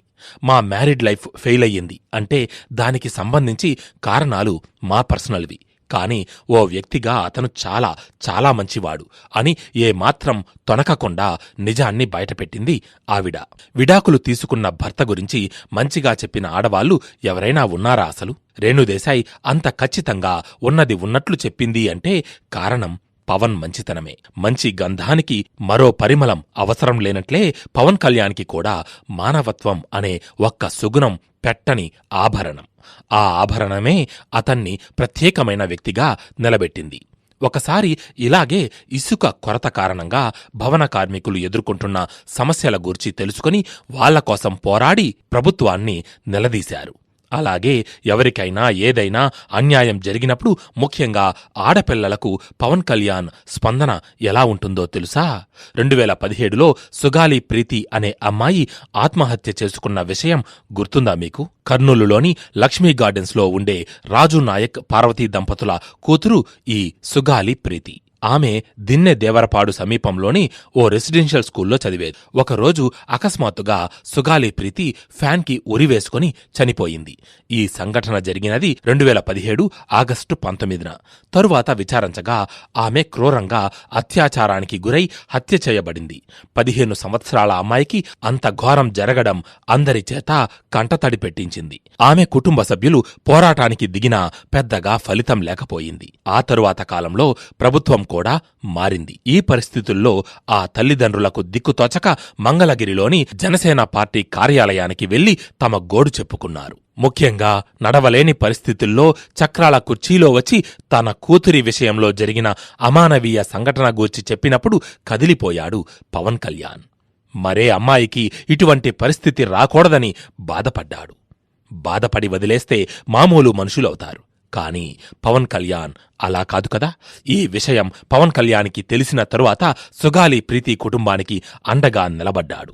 ఆ అమ్మాయికి న్యాయం జరగాలని ర్యాలీ నిర్వహించారు. ఈ విషయంలో ఒక్క రాజకీయ నాయకుడు గాని ఒక్క రాజకీయ పార్టీ గాని పట్టించుకోలేదు. ముందుకు వచ్చిన ఒకే ఒక్క నాయకుడు పవన్ కళ్యాణ్. ఈ ర్యాలీ సమయంలో ముఖ్యంగా ఓ విషయం చెప్పుకోవాలి. సరిగ్గా పవన్ కళ్యాణ్ ర్యాలీ రేపు చేస్తారు అనగా ఈరోజు కర్నూలు జిల్లా ఎస్పీ ఈ కేసును సీబీఐకి అప్పగిస్తున్నట్లుగా ప్రకటించడం చాలా ప్రాధాన్యతను సంతరించుకుంది. ఇలా తన మనసును చాలా విషయాల్లో ప్రజల ముందు ఉంచారు పవన్ కళ్యాణ్. తనకు చేతనైనంత సాయం చేస్తూ వచ్చారు. తనకు వచ్చిన ఏ విద్యనైనా ఎవరికో ఒకరికి ఏదో విధంగా ఉపయోగపడేలాగా ఉండాలని కోరుకుంటారు ఆయన. పవన్ కళ్యాణ్కి కరాటే, మార్షల్ ఆర్ట్స్లో ప్రావీణ్యం ఉందని తెలుసు కదా. తను నటించిన చాలా సినిమాలకు, అలాగే అన్నగారైన చిరంజీవి నటించిన కొన్ని సినిమాలకు ఫైట్ సీన్స్ ని పవన్ కళ్యాణే క్రియేట్ చేశారు. 2013లో అత్తారింటికి దారేది, తరువాత 2017లో హీరో వెంకటేష్తో స్క్రీన్ షేర్ చేసుకుని గోపాల గోపాలలో నటించారు. తరువాత 2016లో సర్దార్ గబ్బర్ సింగ్, 2017లో కాటమరాయుడు, 2018లో అజ్ఞాతవాసి విడుదలయ్యాయి. కానీ అత్తారింటికి దారేది సినిమా తరువాత వచ్చిన సినిమాలు హిట్స్, ఫ్లాపులతో సంబంధం లేకుండా వసూళ్లు వచ్చాయి. అజ్ఞాతవాసి సినిమా పవన్ కెరీర్లోనే ఫ్లాప్గా నిలిచింది. కానీ 95 కోట్ల వరకు వసూలు చేయగలిగింది అంటే అది పవన్ కళ్యాణ్ మీద జనాల్లో ఉన్న ఆదరణ వల్లే. ఆ తరువాత 2016లో హిందీలో వచ్చిన పింక్ సినిమాని రీమేక్ చేసి వేణు శ్రీరామ్ దర్శకత్వంలో దిల్ రాజు నిర్మాతగా వకీల్ సాబ్ సినిమా తీశారు. అయితే ఈ సినిమా పవన్ డబ్బు కోసమే చేశారు. కారణం పార్టీలో ఫండ్ కూడా లేకపోవడంతో వకీల్ సాబ్ సినిమాకి డేట్స్ ఇచ్చారు. ఈ సినిమా షూటింగ్ సమయంలో పవన్ కళ్యాణ్ టైం వేస్ట్ కాకుండా ప్రత్యేకంగా చార్టెడ్ ఫ్లైట్ ఏర్పాటు చేయించారు దిల్ రాజు. అంతేకాకుండా రెమ్యూనరేషన్ కూడా ఇంతవరకు ఏ టాలీవుడ్ హీరో తీసుకోనంత రెమ్యూనరేషన్ తీసుకున్నారు. సుమారు 50 కోట్ల వరకు రెమ్యూనరేషన్ తీసుకున్నారని టాక్. ఈ సినిమా విడుదలైన మొదటి 3 రోజుల్లోనే 100 కోట్ల వరకు వసూలు చేసింది. చాలా మంది అభిమానులు వేలకు వేలు పెట్టి బ్లాక్లో టికెట్లు కొంటారు గాని అదే అభిమానులు రాజకీయ పరంగా పవన్ కి సపోర్ట్ చేయడం లేదనేది ఓ వాదన కూడా. నిజానికి పవన్ కళ్యాణ్ వెనుక ఉన్న అభిమానులు అందరూ ఓట్లు వేయగలిగితే పవన్ కళ్యాణ్ కొంతవరకు రాజకీయంగా అభివృద్ధి సాధించినట్లే. అయితే ఆ తరువాత పవన్ కళ్యాణ్ జీవితం ఏ మలుపు తిరిగింది? ఓ సాధారణ వ్యక్తిగా మొదలైన అతని పయనం మరొక వ్యక్తికి అతని జీవితాన్ని పుస్తకంగా వ్రాయాలనే ఆలోచన వచ్చేంతగా ఎలా ఎదిగాడు? ఇంతకీ ఆ పుస్తకం పేరేమిటి? ఎవరు రాశారు? తరువాయి భాగంలో ఆ వివరాలను తెలుసుకుందాం. మనల్ని వద్దు అనుకొని వెళ్ళిపోయిన వాళ్లే మన గురించి మంచిగా చెబితే ఆ కిక్కే వేరబ్బా కదా. నిజం, ఇది నిజం. పవన్ కళ్యాణ్తో విడాకులు తీసుకున్న రేణుదేశాయ్ ఓ ఇంటర్వ్యూలో పవన్ గురించి చెప్పిన మాటలు వింటే ఆశ్చర్యపోతారు. ఇంతకీ ఏమన్నారో తెలుసా? మనం ఇష్టపడే వ్యక్తితో ఉండి ఉంటే బాగుండేది, కాని నా తలరాతలో ఇలా ఉంది. పవన్ కళ్యాణ్ని అర్థం చేసుకోవడం చాలా కష్టం. మీకైనా అర్థమయ్యారా అన్న ప్రశ్నకు ఆమె ఇచ్చిన సమాధానం, మామూలుగా అయితే అందరూ భార్యాభర్తలు కొద్దిసేపు కలిసి ఉంటారు, తరువాత ఎవరి పనుల్లో వాళ్ళు ఉంటారు. కానీ మాది సేమ్ ప్రొఫెషన్ కావడంతో 24 గంటలు మేము కలిసే ఉన్నాం. మేమిద్దరం భార్యాభర్తలులాగా కంటే బెస్ట్ ఫ్రెండ్స్ లాగా ఉన్నాం. బెస్ట్ ఫ్రెండ్స్ అంటే అన్నీ షేర్ చేసుకుంటాం. అలా అన్నీ పంచుకోవడంతో నాకు తను బాగా అర్థమయ్యాడు. తను డబ్బు పిచ్చి ఉన్న మనిషి కాదు, పవర్ పిచ్చి ఉన్న మనిషి కాదు. నేను తనతో కొన్నాళ్లు ట్రావెల్ చేశా కాబట్టి తన గురించి పూర్తిగా తెలుసు. జనమంటే పిచ్చి ఆయనకు. నేను చాలాసార్లు మీరు మంచి హీరో, మంచిగా డబ్బుంది, ప్రశాంతంగా ఉండొచ్చు కదా అనేదాన్ని. కాని పవన్ మాత్రం ఎప్పుడూ జనానికి ఏదో చెయ్యాలి అనే తపనతోనే ఉండేవారు. అది తన కర్మ ఏమో. తను ఒక టాప్ స్టార్ అయినా కూడా ఇదంతా వదిలేసి 15 రోజులు అలా వెళ్ళిపోయి ఫార్మింగ్కి వెళ్తారు. అక్కడ ఏదో ఒకటి ఆర్గానిక్గా వ్యవసాయం చేసేవారు. నేను ఏదో ఒకటి చేయాలి అంటూ ఉండేవారు. జనాలంటే పిచ్చి అతనికి. మా మ్యారీడ్ లైఫ్ ఫెయిల్ అయ్యింది అంటే దానికి సంబంధించి కారణాలు మా పర్సనల్వి. కాని ఓ వ్యక్తిగా అతను చాలా చాలా మంచివాడు అని ఏమాత్రం తొనకకుండా నిజాన్ని బయటపెట్టింది ఆవిడ. విడాకులు తీసుకున్న భర్త గురించి మంచిగా చెప్పిన ఆడవాళ్లు ఎవరైనా ఉన్నారా అసలు? రేణుదేశాయ్ అంత ఖచ్చితంగా ఉన్నది ఉన్నట్లు చెప్పింది అంటే కారణం పవన్ మంచితనమే. మంచి గంధానికి మరో పరిమళం అవసరం లేనట్లే పవన్ కళ్యాణ్కి కూడా మానవత్వం అనే ఒక్క సుగుణం పెట్టని ఆభరణం. ఆ ఆభరణమే అతన్ని ప్రత్యేకమైన వ్యక్తిగా నిలబెట్టింది. ఒకసారి ఇలాగే ఇసుక కొరత కారణంగా భవన కార్మికులు ఎదుర్కొంటున్న సమస్యల గూర్చి తెలుసుకుని వాళ్ల కోసం పోరాడి ప్రభుత్వాన్ని నిలదీశారు. అలాగే ఎవరికైనా ఏదైనా అన్యాయం జరిగినప్పుడు ముఖ్యంగా ఆడపిల్లలకు పవన్ కళ్యాణ్ స్పందన ఎలా ఉంటుందో తెలుసా? 2017లో సుగాలి ప్రీతి అనే అమ్మాయి ఆత్మహత్య చేసుకున్న విషయం గుర్తుందా మీకు? కర్నూలులోని లక్ష్మీ గార్డెన్స్లో ఉండే రాజు నాయక్ పార్వతీ దంపతుల కూతురు ఈ సుగాలి ప్రీతి. ఆమె దిన్నె దేవరపాడు సమీపంలోని ఓ రెసిడెన్షియల్ స్కూల్లో చదివేది. ఒకరోజు అకస్మాత్తుగా సుగాలి ప్రీతి ఫ్యాన్కి ఉరివేసుకుని చనిపోయింది. ఈ సంఘటన జరిగినది 2017 ఆగస్టు 19న. తరువాత విచారించగా ఆమె క్రూరంగా అత్యాచారానికి గురై హత్య చేయబడింది. 15 సంవత్సరాల అమ్మాయికి అంత ఘోరం జరగడం అందరి చేత కంటతడి పెట్టించింది. ఆమె కుటుంబ సభ్యులు పోరాటానికి దిగినా పెద్దగా ఫలితం లేకపోయింది. ఆ తరువాత కాలంలో ప్రభుత్వం కూడా మారింది. ఈ పరిస్థితుల్లో ఆ తల్లిదండ్రులకు దిక్కుతోచక మంగళగిరిలోని జనసేన పార్టీ కార్యాలయానికి వెళ్లి తమ గోడు చెప్పుకున్నారు. ముఖ్యంగా నడవలేని పరిస్థితుల్లో చక్రాల కుర్చీలో వచ్చి తన కూతురి విషయంలో జరిగిన అమానవీయ సంఘటన గూర్చి చెప్పినప్పుడు కదిలిపోయాడు పవన్ కళ్యాణ్. మరే అమ్మాయికి ఇటువంటి పరిస్థితి రాకూడదని బాధపడ్డాడు. బాధపడి వదిలేస్తే మామూలు మనుషులవుతారు. కాని పవన్ కళ్యాణ్ అలా కాదు కదా. ఈ విషయం పవన్ కళ్యాణ్కి తెలిసిన తరువాత సుగాలి ప్రీతి కుటుంబానికి అండగా నిలబడ్డాడు. ఆ అమ్మాయికి న్యాయం జరగాలని ర్యాలీ నిర్వహించారు. ఈ విషయంలో ఒక్క రాజకీయ నాయకుడు గాని ఒక్క రాజకీయ పార్టీ గాని పట్టించుకోలేదు. ముందుకు వచ్చిన ఒకే ఒక్క నాయకుడు పవన్ కళ్యాణ్. ఈ ర్యాలీ సమయంలో ముఖ్యంగా ఓ విషయం చెప్పుకోవాలి. సరిగ్గా పవన్ కళ్యాణ్ ర్యాలీ రేపు చేస్తారు అనగా ఈరోజు కర్నూలు జిల్లా ఎస్పీ ఈ కేసును సీబీఐకి అప్పగిస్తున్నట్లుగా ప్రకటించడం చాలా ప్రాధాన్యతను సంతరించుకుంది. ఇలా తన మనసును చాలా విషయాల్లో ప్రజల ముందు ఉంచారు పవన్ కళ్యాణ్. తనకు చేతనైనంత సాయం చేస్తూ వచ్చారు. తనకు వచ్చిన ఏ విద్యనైనా ఎవరికో ఒకరికి ఏదో విధంగా ఉపయోగపడేలాగా ఉండాలని కోరుకుంటారు ఆయన. పవన్ కళ్యాణ్కి కరాటే, మార్షల్ ఆర్ట్స్లో ప్రావీణ్యం ఉందని తెలుసు కదా. తను నటించిన చాలా సినిమాలకు, అలాగే అన్నగారైన చిరంజీవి నటించిన కొన్ని సినిమాలకు ఫైట్ సీన్స్ ని పవన్ కళ్యాణే క్రియేట్ చేశారు. 2013లో అత్తారింటికి దారేది, తరువాత 2017లో హీరో వెంకటేష్తో స్క్రీన్ షేర్ చేసుకుని గోపాల గోపాలలో నటించారు. తరువాత 2016లో సర్దార్ గబ్బర్ సింగ్, 2017లో కాటమరాయుడు, 2018లో అజ్ఞాతవాసి విడుదలయ్యాయి. కాని అత్తారింటికి దారేది సినిమా తరువాత వచ్చిన సినిమాలు హిట్స్, ఫ్లాపులతో సంబంధం లేకుండా వసూళ్లు వచ్చాయి. అజ్ఞాతవాసి సినిమా పవన్ కెరీర్లోనే ఫ్లాప్గా నిలిచింది. కానీ 95 కోట్ల వరకు వసూలు చేయగలిగింది అంటే అది పవన్ కళ్యాణ్ మీద జనాల్లో ఉన్న ఆదరణ వల్లే. ఆ తరువాత 2016లో హిందీలో వచ్చిన పింక్ సినిమాని రీమేక్ చేసి వేణు శ్రీరామ్ దర్శకత్వంలో దిల్ రాజు నిర్మాతగా వకీల్ సాబ్ సినిమా తీశారు. అయితే ఈ సినిమా పవన్ డబ్బు కోసమే చేశారు. కారణం పార్టీలో ఫండ్ కూడా లేకపోవడంతో వకీల్ సాబ్ సినిమాకి డేట్స్ ఇచ్చారు. ఈ సినిమా షూటింగ్ సమయంలో పవన్ కళ్యాణ్ టైం వేస్ట్ కాకుండా ప్రత్యేకంగా చార్టెడ్ ఫ్లైట్ ఏర్పాటు చేయించారు దిల్ రాజు. అంతేకాకుండా రెమ్యూనరేషన్ కూడా ఇంతవరకు ఏ టాలీవుడ్ హీరో తీసుకోనంత రెమ్యూనరేషన్ తీసుకున్నారు. సుమారు 50 కోట్ల వరకు రెమ్యూనరేషన్ తీసుకున్నారని టాక్. ఈ సినిమా విడుదలైన మొదటి 3 రోజుల్లోనే 100 కోట్ల వరకు వసూలు చేసింది.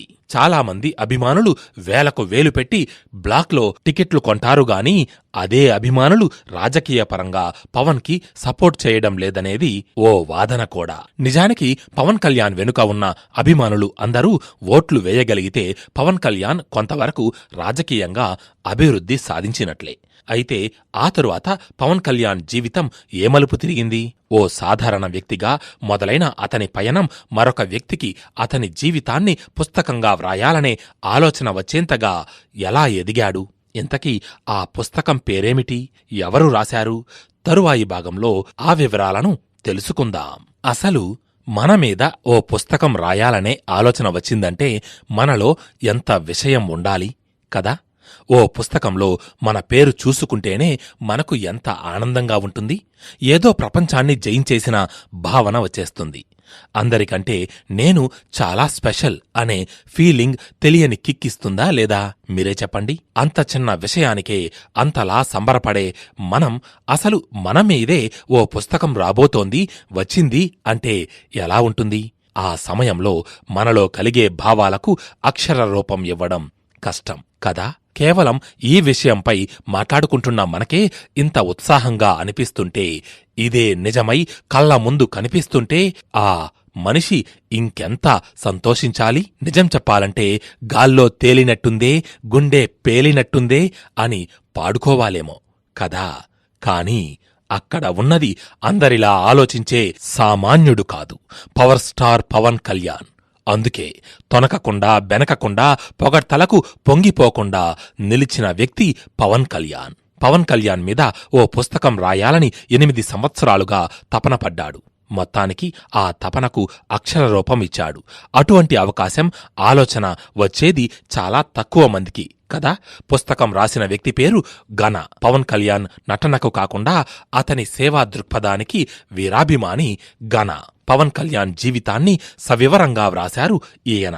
ఆ పుస్తకం పేరు ద రియల్ యోగి. పవన్ కళ్యాణ్ వ్యక్తిత్వం 10 మందికి తెలియాలి, ఇప్పటి జనరేషన్కి ప్రత్యేకంగా అనే ఓ సంకల్పానికి రూపమే ఈ పుస్తకం. పవన్ కళ్యాణ్ వ్యక్తిత్వం గురించి ఏ విధంగా చెప్పొచ్చు అంటే హనుమంతుడితో పోల్చవచ్చు.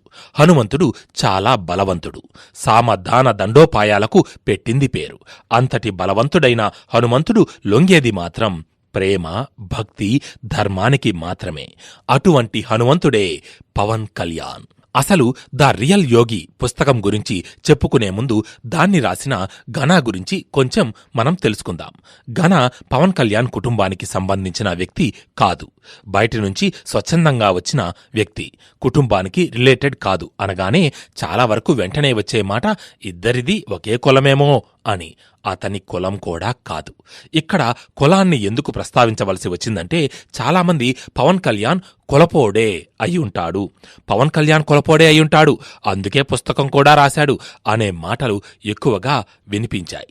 మనం ఎంత ఎదిగినా, దేశం ఎంతగా అభివృద్ధి సాధించినా ఇంకా కులం కులం అంటూ పట్టుకుని వేలాడే సంకుచిత తత్వం మాత్రం చాలామందిలో పోలేదు. అలాగే పవన్ కళ్యాణ్ స్థాపించిన జనసేన పార్టీకి సంబంధించిన కార్యవర్గ మనిషి కూడా ఇతను కాదు. ఘనాకి పార్టీకి అసలు పూచిక పుల్లంత సంబంధం కూడా లేదు. ఘన మనందరిలాగే ఓ మామూలు మనిషి.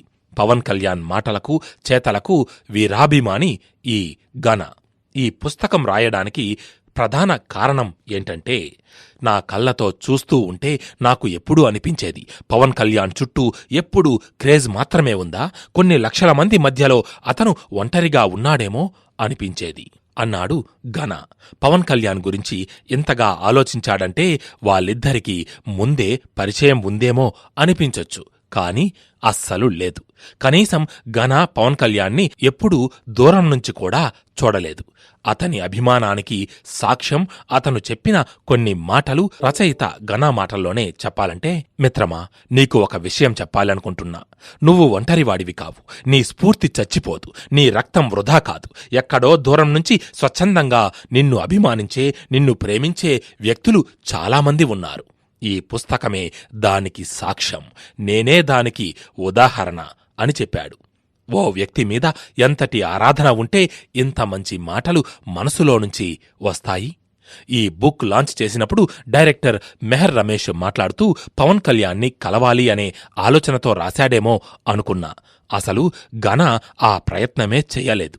సీనియర్ రైటర్ సత్యానంద్, త్రివిక్రమ్ శ్రీనివాస్, హరీష్ శంకర్, తనికెళ్ల భరణి గార్లకు ఈ పుస్తకం పంపించి వాళ్ళ అభిప్రాయాలు తీసుకోవడం జరిగింది అని చెప్పుకొచ్చాడు. ఎంత మంచి కల కన్నా, ఎంతగా కష్టపడినా ఒక్కో అడుగు ముందుకు వేసేటప్పుడు సహకరించే వ్యక్తులు కూడా ఉండాలి.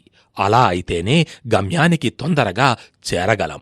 ఎన్నో సంవత్సరాల నుంచి రాయాలనే ఆలోచన ఉన్నా కూడా దానికి సహకరించిన, ఎలా రాయాలో సలహాలు ఇచ్చిన మనిషి ఒకరు ఉన్నారు. అలా గనాకి సహకరించిన వ్యక్తి రీసా. అతను ఒక రచయిత. ఆత్మదర్శనం అనే పుస్తకం వ్రాశారు. ఇటువంటి డిఫరెంట్ సబ్జెక్ట్ పైన కొన్ని పుస్తకాలు కూడా రీసా రాశారు. ద రియల్ యోగి పుస్తకం గురించి మాట్లాడుతూ రీసా అన్న కొన్ని మాటలేంటంటే, ముఖ్యంగా ఈ పుస్తకంలో 3 పేజీలు గురించి చెప్పాలని అనుకుంటున్నా. పవన్ కళ్యాణ్ తాను ఎంచుకున్న మార్గంలో ప్రయాణిస్తున్నాడు, ఒక రియల్ యోగిలాగా. ఈ పుస్తకంలో ముందు మాటలు లేవు లేవు లేవు. ఈ పుస్తకం ఒక పక్షిలాగా తన సొంత శక్తితో, తన రెక్కలతో ఎగరని స్వేచ్ఛగా. మీకు నాకు 2 గుండెల దూరం. ఈ మాటలు నాకు చాలా నచ్చాయి, హృదయానికి హత్తుకునేలా ఉన్నాయి అని అన్నారు. అక్షరానికి వినాశనం లేదు. కొన్ని సంవత్సరాల తరువాత మనమందరం వెళ్ళిపోయినా ఈ పుస్తకం ఉంటుంది అనేది రీసా అభిప్రాయం. అలాగే ఈ పుస్తకం రిలీజ్ చేసినప్పుడు డైరెక్టర్ బాబీ దీని గురించి మాట్లాడుతూ, పవన్ కళ్యాణ్ గారి మీద రాసిన ద రియల్ యోగి అనే పుస్తకం లాంచ్ అనగానే అన్నీ పక్కన పెట్టేసి వచ్చేశాను. ముఖ్యంగా ఈ పుస్తకం రాసిన ఘనాన్ని చూడడానికి వచ్చాను. ఎందుకంటే పవన్ కళ్యాణ్ గారి గురించి కామెంట్ చేయాలన్నా, ఓ మాట అనేయాలి అన్నా పెద్దగా ధైర్యం అక్కర్లేదు. కెమెరాలు, సెల్ ఫోన్ ఉంటే చాలు. కానీ అతని గురించి రాయడానికి మాత్రం ధైర్యం కావాలి. ఈ పుస్తకం రాయడానికి ఘనా మాత్రమే ఎలిజిబుల్. ఇలాంటివి రాయాలంటే నిజాయితీ కావాలి. ఘనాని ఎలిజిబుల్ అని ఎందుకు అన్నానంటే, ఆ పుస్తకంలో చివరి పదం ఒకటి చదివాను. అదేంటంటే, ఈ పుస్తకం అందరికీ నచ్చితే అది సమాజానిది, నచ్చకపోతే నాది అని ఉంది. ఘనాలో నిజాయితీ లేకపోతే ఇంత ధైర్యంగా రాయలేడు అన్నాడు. ఎన్నోసార్లు అందరూ చెప్పినట్లు ప్రశాంతంగా, సంతోషంగా బ్రతికేయొచ్చు. తనకున్న స్టార్డంతో రిచ్ లైఫ్ని ఎంజాయ్ చేయొచ్చు. ఒక పెద్ద హీరో జీవితం ఎలా ఉంటుందో ఎవరికీ ప్రత్యేకంగా చెప్పవలసిన అవసరం లేదు. ఎంత లగ్జరీ లైఫ్ అనేది అందరికీ తెలిసిన విషయమే. కాని అవన్నీ పక్కన పెట్టేసి జనం కోసం కష్టపడుతూ తనకు తెలిసిన వారిచేత, తెలియని వారిచేత ఎన్నో మాటలు పడుతున్నాడు పవన్ కళ్యాణ్. అందరిచేత అనిపించుకోవాల్సిన అవసరం ఏముంది? ప్రజలకు ఏదో చెయ్యాలి అనే ఆరాటమే అతన్ని ముందుకు నడిపిస్తోంది. ఈ పుస్తకాన్ని మిగతా వాటికంటే భిన్నంగా డిజైన్ చేశారు. దీనికో ప్రత్యేకత ఉంది. అదేంటో తరువాయి భాగంలో తెలుసుకుందాం. పవన్ కళ్యాణ్ మీద వచ్చిన ది రియల్ యోగి బుక్ అన్ని పుస్తకాల్లా కాకుండా ప్రతి పుస్తకం మీద రిసా, ఈయన అసలు పేరు శ్రీకాంత్ రిషా, అద్భుతమైన చిత్రాలు గీశారు. ఆ చిత్రాల కింద విషయం కూడా మామూలుగా ఫోన్లో టైప్ చేసే అక్షరాల్లా కాకుండా చేతితో రాసిన లిపిలాగా ఉండి చాలా ఆకర్షిస్తుంది. ద రియల్ యోగి బుక్ లాంచ్లో నాగబాబు మాట్లాడుతూ, తెలుగులో ఇటువంటి ప్రయత్నం ఎవ్వరూ చేయలేదు. ఒక కామన్ పాయింట్ ఆఫ్ వ్యూలో కళ్యాణ్ బాబు గురించి ఘనా చాలా అద్భుతంగా వ్రాశారు. కళ్యాణ్ గురించి నేను ఏమేమనుకుంటూ ఉంటానో దగ్గరగా అలానే రాశాడు ఘనా. అందుకనే అనుకుంటా ఈ పుస్తకం మరింత నచ్చింది. ఎందుకంటే పవన్ కళ్యాణ్ గ్రేట్ మోటివేటర్ అని అన్నాడు. అసలు పవన్ కళ్యాణ్ ఆలోచన ధోరణే చిన్నప్పటి నుంచి భిన్నంగా ఉండేది. సినిమాల్లోకి రాకముందే నీ కెరీర్ని ఎలా ప్లాన్ చేసుకుంటావు అని అడిగాడట నాగబాబు ఓసారి. దానికి పవన్ కళ్యాణ్ ఇచ్చిన సమాధానం ఏమిటో మీరు ఊహించగలరా? అతనేం చెప్పి ఉంటాడో ఊహించడం దాదాపుగా అసాధ్యం. ఇంతకీ పవన్ కళ్యాణ్ ఏమన్నాడంటే, క్వాలిటీగా ఉండే సినిమాలు సంవత్సరానికి 1-2 చేసినా చాలు అన్నాడట. ఉన్నదానిలో సంతృప్తిపడే మనస్తత్వం, అత్యాశలకు పోయి ఆకాశానికి నిచ్చెనలు వేసే గుణం లేని వాళ్లు మాత్రమే ఇటువంటి సమాధానం చెప్పగలరు కదా. పవన్ కళ్యాణ్ హీరో అయిన తరువాత కూడా అదే చేశాడు. చెప్పిందే చేయడం, చేసేదే చెప్పడం అతనికి ఉన్న అలవాటు. ఎదుటివాడు బాధలో ఉంటే పవన్ కళ్యాణ్ హాయిగా ఉండలేడు. అసలు నిజం చెప్పాలంటే రుద్రవీణ సినిమాలో చిరంజీవి నటించిన సూర్యం పాత్ర నిజ జీవితంలో పవన్ కళ్యాణ్ది. సంపాదన నాకు తృప్తిని ఇవ్వడం లేదు, ఎదుటివారు ఎవరైనా బాధలో ఉంటే నేను సంతోషంగా ఉండలేను అని కామన్ మ్యాన్ ప్రొడక్షన్ ఫోర్స్ పెట్టినప్పుడే చెప్పారు పవన్ కళ్యాణ్. ఇంతకీ ఈ కామన్ మ్యాన్ ప్రొడక్షన్ ఫోర్స్ గురించి తెలుసా మీకు? మీలో చాలామందికి తెలియదు కదా, నేను చెబుతా. పవన్ కళ్యాణ్ ఈ ట్రస్ట్ స్థాపించినప్పుడు రోజువారీ భయంకరమైన సంఘటనలు నన్ను కలవరపెడుతున్నాయి. న్యూస్ పేపర్స్లో చూసినా, టీవీలో వార్తలు చూసినా, సమాజంలో జరుగుతున్న దారుణాలు నన్ను చాలా అశాంతికి గురిచేస్తున్నాయి. రైతుల ఆత్మహత్యలు, రాజకీయ నాయకుల అవినీతి, ఇంకా ఇలాంటి సమస్యలకు పరిష్కారం కోసం నా చిన్ని ప్రయత్నం. అందుకనే సామాన్య మనుషులకు న్యాయం జరగాలనే తపనతో ఈ ట్రస్ట్ స్థాపించాను. దీనికి విరాళంగా ₹1,00,00,000 అందించాను అని చెప్పారు. అసలు పవన్ కళ్యాణ్ ఏ పరిస్థితుల్లో ఎంతెంత విరాళాలు ఇచ్చారో తెలిస్తే షాక్ అవ్వడం ఖాయం. చాలామంది ₹10 దానం చేసి కూడా 1000 మందికి లక్ష రకాలుగా 10 ఏండ్లు చెప్పుకుంటారు. కాని పవన్ కళ్యాణ్ విరాళమిచ్చిన మొత్తాలు వందల్లో కాదు, వేలలో కాదు, ఆఖరికి లక్షల్లో కూడా కాదు, కోట్లలో ఉన్నాయి. మహా అంటే 1 కోటో 2 కోట్లో ఇచ్చి ఉంటారు. దానికింత బిల్డప్ ఇస్తున్నావా అని అనుకుంటున్నారు కదా. నాకు తెలుసు మీలో చాలామంది నమ్మరని. ఎందుకంటే అబద్ధం నమ్మినంత సులువుగా నిజాన్ని నమ్మలేం.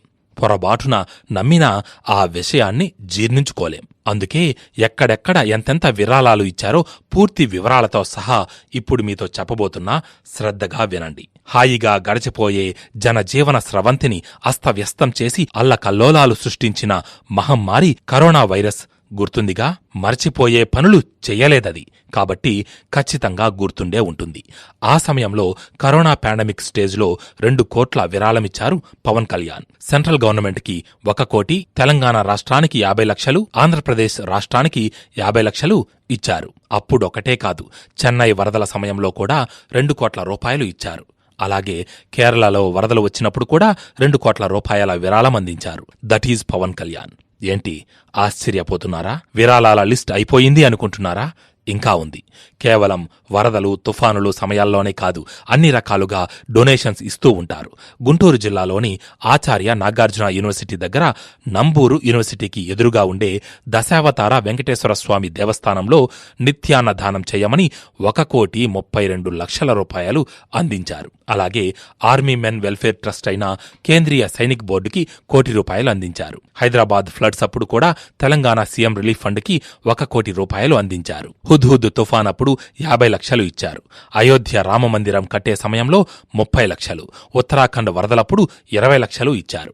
2018లో జరిగిన కామన్వెల్త్ గేమ్స్ లో మన భారతదేశం తరపున ఆడి గోల్డ్ మెడల్ సాధించిన వెంకట్ రాహుల్ రాగలని మెచ్చుకొని 10 లక్షల రూపాయలు బహుమతిగా అందించారు. అవి మాత్రమే కాకుండా T20 cricket tournament for differently abled కి 5 లక్షలు అందజేశారు. అలాగే బైకర్ గోటా సతీష్ కు 5 లక్షలు, షూటర్ అయిన రేఖా చలిచేమలకు మరో 5 లక్షలు అందించారు. వీళ్లకొకటే కాకుండా సినిమాలలో నటించే ఒకప్పటి సీనియర్ నటి పావలా శ్యామలకు ₹1,00,000 ఆర్థిక సాయం, అలాగే మతంతో సంబంధం లేకుండా జీసస్ ఓల్డేజ్ హోంకు ₹1,00,000 విరాళం కూడా అందించారు. తన అభిమానుల బాగోగులు కూడా పట్టించుకునేవారు పవన్ కళ్యాణ్. కరుణా శ్రీనివాస్ అనే తన అభిమానికి తలకు గాయమైతే అతన్ని కలిసి పరామర్శించి ₹50,000 అందించారు. అలాగే కామన్ మ్యాన్ ప్రొటెక్షన్ ఫోర్స్ తరపున ఆదిలాబాద్ జిల్లాలో 3 బోరుబావులు తవ్వించారు. ఇలాంటివి మరెన్నో తన వంతు సాయంగా సహాయ సహకారాలు అందించారు. అది పవన్ కళ్యాణ్ అంటే. అతని జీవితం పూలపాన్పు కాదు. తను రాజకీయాల్లోకి వచ్చింది పదవుల కోసమో మరింకేవో స్వప్రయోజనం కోసమో కాదు. రాష్ట్రాన్ని నాశనం చేస్తున్న అవినీతిపరులైన రాజకీయ నాయకుల మీద యుద్ధం చెయ్యడానికే పవన్ కళ్యాణ్ జనసేన పార్టీని స్థాపించారు. అవసరమైతే జనం కోసం పైసా కూడా లేకుండా కట్టుబట్టలతో రోడ్డు మీద నిలబడేంత విలక్షణమైన వ్యక్తిత్వం పవన్ కళ్యాణ్ది. తన భవిష్యత్తు గురించి ఆలోచించుకున్నది తక్కువ. ఇవన్నీ ఒక యోగి మానవుడికి ఉండవలసిన లక్షణాలు. అందుకే అనుకుంటా గనాని పవన్ అంతగా ప్రభావితం చేశారు. ది రియల్ యోగిగా పుస్తకమై నిలిచారు. ఈయన గురించి ఎంత చెప్పుకున్నా ఇంకా ఎంతో కొంత సమాచారం మిగిలే ఉంటుంది. అందుకనే అతని జీవితంలోని మరో కోణాన్ని తరువాయి భాగంలో తెలుసుకుందాం. వ్యవసాయ కుటుంబంలోని వారే వ్యవసాయం చేయడానికి ముందుకు రావడం లేదు. పాడి పశువుల మాటైతే అసలు ఎత్తనే కూడదు అనుకుంటా. ఎందుకంటే చాలామంది రైతులే పశువులను మేపడానికి ఇష్టపడడం లేదు. దానికి అనేక కారణాలు. కాని పవన్ కళ్యాణ్కి మాత్రం మంచి అభిరుచి ఉంది. అతనికి వ్యవసాయం చేయడమన్నా, గేదెలు ఆవులను మేపడమన్నా ప్రాణం. ఎంత ఇష్టం ఉన్నా చాలామంది వాళ్లే స్వయంగా పనులు చేయడానికి ఇష్టపడరు. డబ్బు పోసి మనుషుల్ని పెట్టి దగ్గరుండి చేయించుకుంటూ ఉంటారు. కాని మన చేతులతో మనం స్వయంగా ఇష్టమైన పనులను చేసుకున్నప్పుడు వచ్చే సంతృప్తి మరో దానిలో దొరకదు. అందుకే పవన్ కళ్యాణ్ ఎప్పుడూ కొన్ని పనులను తానే స్వయంగా చేసుకుంటారు. అసలు పవన్ కళ్యాణ్ ఆలోచన ఎలా ఉండేదంటే, ఖుషీ సినిమా తరువాత ఇంకో 5-6 సినిమాలు చేసి నటనకు స్వస్తి చెప్పాలని ఆయన ఉద్దేశం. సినిమాలు చేయడం ఆపేసి కొంత పొలం కొని హాయిగా ఆ పంట పనులు చూసుకుంటూ కొంత పాడి చేసుకుంటూ పల్లెటూరి వాతావరణాన్ని, అందులో ఉండే ఆహ్లాదాన్ని తనివితీరా ఆస్వాదిద్దామని పవన్ కళ్యాణ్ ఆలోచన. ఎప్పటికైనా వ్యవసాయ రంగంలోనే సెటిల్ అవ్వాలని అతని కోరిక. అందుకే పవన్ కళ్యాణ్ హైదరాబాద్ నగర శివార్లలో ఉండే గండిపేట, చులుకూరు మధ్య విస్తరించి ఉన్న 8 ఎకరాల పొలం కొన్నారు. అక్కడే చూడముచ్చటగా ఉండే ఓ ఫామ్ హౌస్ కట్టుకున్నారు. దానితో పాటు ఒక గోశాలను కూడా ఏర్పాటు చేసుకున్నారు. ఆ గోశాలలో 30 ఆవులు కూడా ఉన్నాయి. వాటి పాలు పితకకుండా అలాగే వదిలేస్తారు. రాజకీయాలకు సంబంధించిన పనులతో బిజీగా ఉండడం వల్ల ఫామ్ హౌస్కి రావడం తగ్గిపోయింది. కాని ఏమాత్రం సమయం ఉన్నా ఇక్కడకు వచ్చి వ్యవసాయం చేస్తూ ఉంటారు. ఆ ప్రకృతి ఒడిలో సేద తీరుతూ ఉంటారు. వీలు కుదిరినప్పుడల్లా ఫామ్ హౌస్కి వెళ్లి పశువులకు దానా వేస్తూ అక్కడి పొలంలో ఆర్గానిక్ పద్ధతిలో వ్యవసాయం చేస్తూ పళ్ళ చెట్లు పెంచారు పవన్ కళ్యాణ్. అలా సహజ సిద్ధమైన పద్ధతిలో పెంచిన తాజా పండ్లను ఇష్టమైన వారికి పంపుతూ ఉండడం పవన్ కళ్యాణ్కి ఉన్న మరొక మంచి అలవాటు. ఇవ్వడంలో ఉన్న తృప్తి అనుభవిస్తేగాని తెలియదు. ఒక్కసారి దాన్ని రుచి చూసిన వారు ఎవ్వరూ జీవితంలో మళ్లీ దానిని వదిలిపెట్టలేరు. అంతగా మనసు నింపుతుంది. ఈ పాత ఫామ్ హౌస్ తీసేసి మరికొంచెం పెద్దది, ఆధునిక సౌకర్యాలతో, అన్ని రకాల హంగులతో సరికొత్తగా ఫామ్ హౌస్ కట్టాలని నిర్ణయించుకున్నారు పవన్ కళ్యాణ్. ఈ పొలం ధర కూడా బాగా పలుకుతోంది అని ఓ అంచనా. సుమారుగా ఒక్కో ఎకరం 10 కోట్ల వరకు ఉంటుందని అనుకుంటున్నారు. ఈ మధ్య కాలంలో ఈ పనుల మీదే చాలాసార్లు ఆంధ్రప్రదేశ్కి, హైదరాబాద్కి వెళ్లడం రావడం జరుగుతోంది. కాని పవన్ కళ్యాణ్ రాజకీయ ప్రత్యర్థులు పక్క రాష్ట్రంలో ఉంటూ ఆంధ్రప్రదేశ్లో ఏదో రాజకీయం చేస్తున్నారు అంటూ విమర్శిస్తున్నారు. ఏ వివాదమైనా మితిమీరకుండా చూసుకోవడం మంచి పద్ధతి.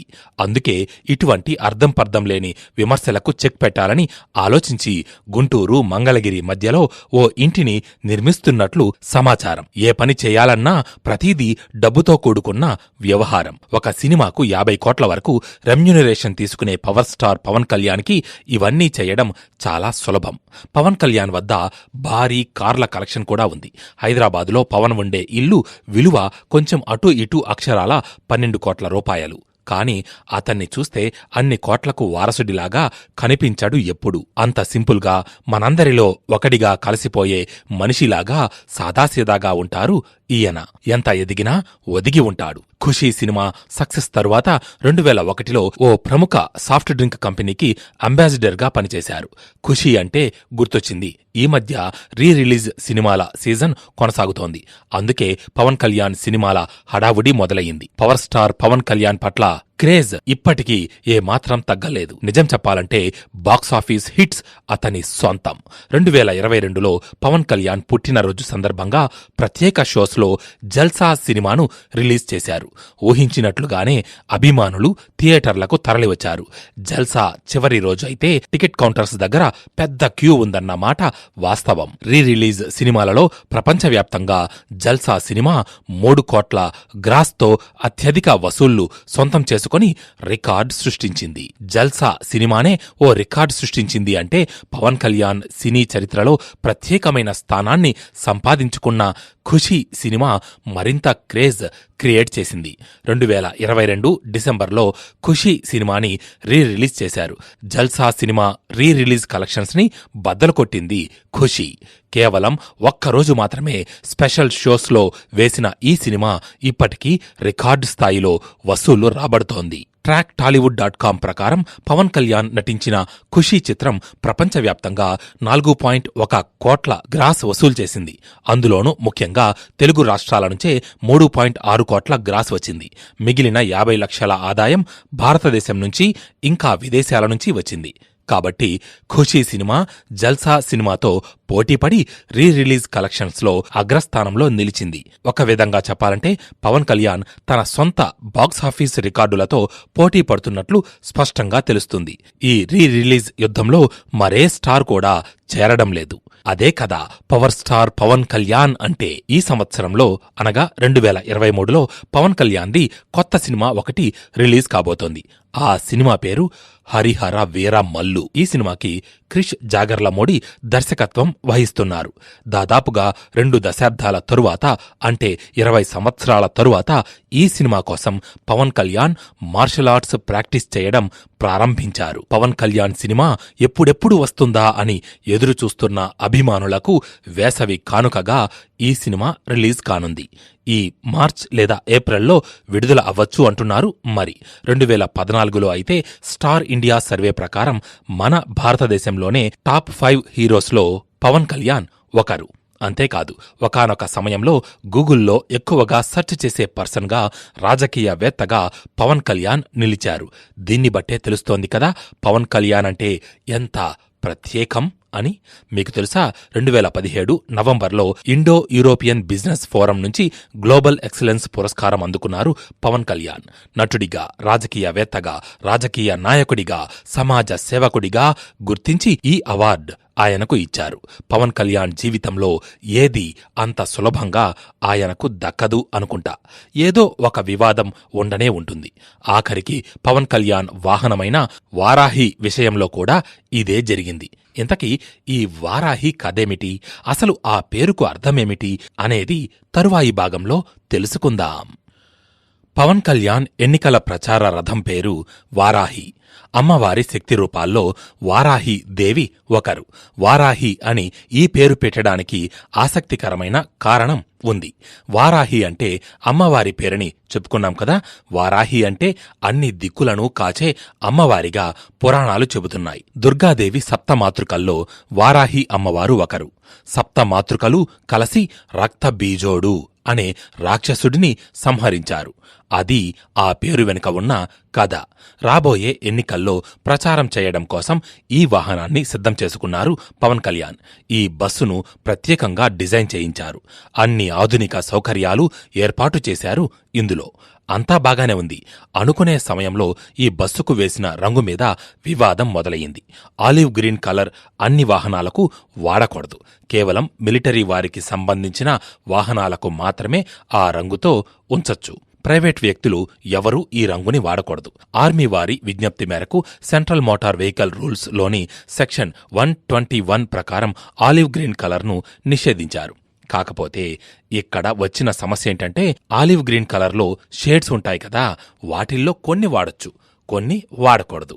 ఈ రంగును ఇతరులు వాడితే ఆర్మీ ఐడెంటిటీకి ఇబ్బందిగా మారే అవకాశం ఉంది గనుక ఇలాంటి నిబంధనలు తీసుకొచ్చారు.